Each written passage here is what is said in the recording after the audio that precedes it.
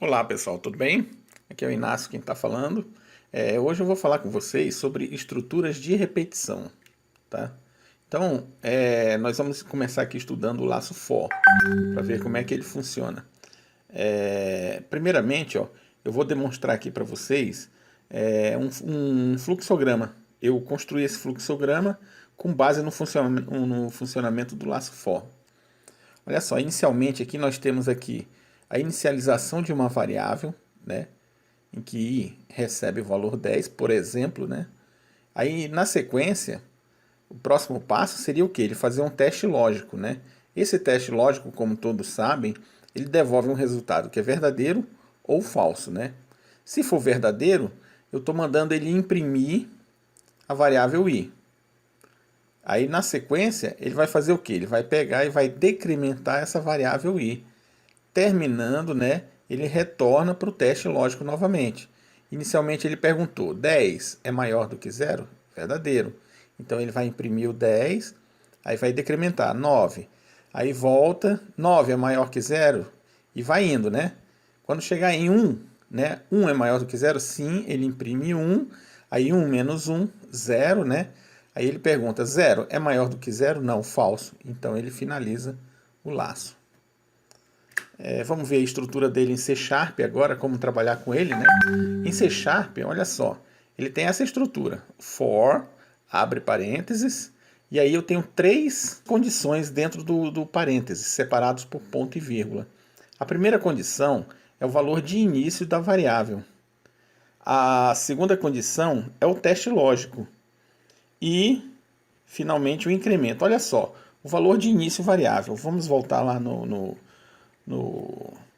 fluxograma, ó, que seria isso daqui, tá? Representado aqui, ó. Eu inicializo ele uma vez, né?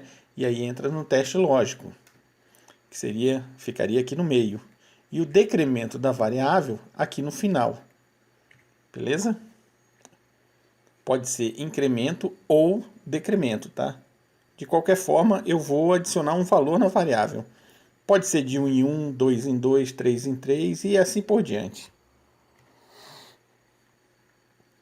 Vamos construir aqui um para entender melhor. Eu tenho aqui, ó, for, né, abre parênteses, dois pontos e vírgula e fecho parênteses. Aqui inicializa o meu bloco e termina o meu bloco de programação. Então, em primeiro lugar, o que eu vou fazer? Primeiro, eu vou inicializar a minha variável. Então, i vai receber o valor 10. Por exemplo, né, eu poderia inicializar com 0, com 1, com 2, qualquer valor. Se você não declarou essa variável lá no escopo do seu programa, lá no início, né, você pode declarar ele localmente. Então, vou declarar ele aqui dentro mesmo. Ó. Então, vou declarar do tipo inteiro uma variável chamada i, que vai receber o valor 10. Qual é a vantagem de eu declarar aqui localmente? Quando você declara uma variável local, a grande vantagem que você tem é que quando você declara a variável, ele reserva uma parte lá na memória, tá? Que ele vai guardar esse valor. Quando terminar de executar o bloco, essa variável vai ser destruída, tá? Ou seja, vai liberar a memória para você trabalhar com outras coisas. Já se você declara como variável global, não. Esse espaço fica reservado e ninguém usa, tá? Essa é a diferença. Bem, depois que nós inicializamos a variável, vamos fazer aqui o teste lógico. I é maior do que zero, né? E finalmente fazemos o incremento. Como eu quero um incremento lá no final, como vocês lembram da aula passada, se o menos menos vem lá no final, depois do i, então ele só vai incrementar quando chegar aqui, ó.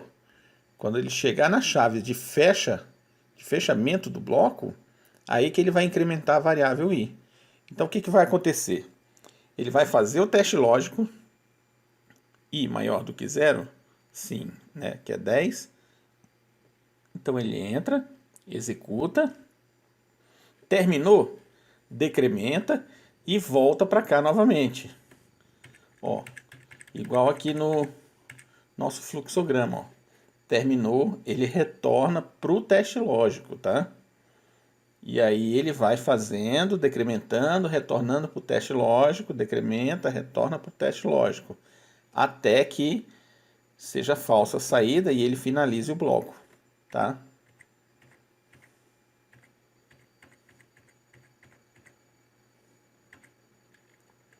Então vamos ver aqui um exemplo agora escrito em C#.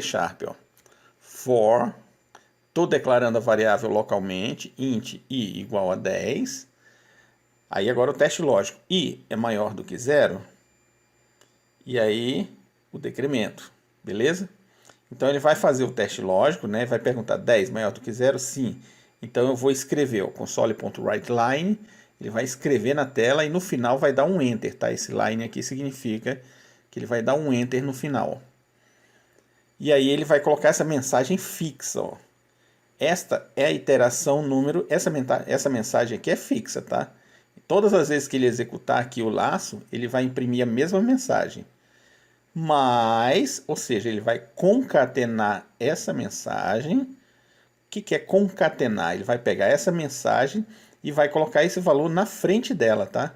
Como eu não coloquei um espaço aqui, ó, então esse i aqui vai sair grudado. Então o correto é você colocar um espaço em branco aqui, ok? E aí vai imprimir o valor da variável i, beleza? Quando eu coloco só a variável, ele vai imprimir o que está dentro dela. O que está guardado dentro dela? 10. Terminou o laço? Decrementa. 10 menos 1, 9. Aí vem e pergunta, 9 maior do que 0? Aí ele vai imprimir, esta é a iteração número 9. Aí finaliza, decrementa, 8. Aí volta aqui e pergunta, 8 é maior do que 0? Verdadeiro. Então ele entra, esta é a iteração número 8. E vai indo assim até chegar no 1. Né? Aí ele decrementa 1, agora vale 0. Aí ele pergunta, 0 é maior do que 0? Falso. Então ele sai fora e vem para cá, ó, console.readKey. Esse readKey, para vocês relembrarem, eu coloco só para ele dar um pause, né, para a janela do console ficar parada ali para vocês verem o resultado, tá? Se eu não colocar ele, o que vai acontecer? Ele vai abrir a janela, vai imprimir as 10 linhas e aí ele fecha a janela. E aí você não tem condições nem de conferir se está tudo certo ou não. Então eu coloco console.readKey, que ele vai fazer o que? Esse método aqui é só para ler uma tecla. Qualquer tecla. Então quando você pressionar uma tecla, ele vai fechar o console. Beleza?